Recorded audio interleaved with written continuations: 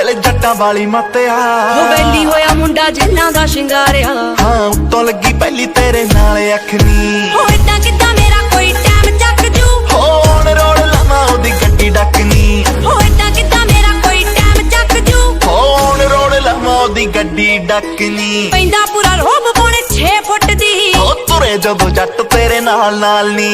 ਭਾਬੀ ਭਾਬੀ ਕਹਿੰਦੇ ਨੀ ਓ ਯਾਰ ਥੱਕਦੇ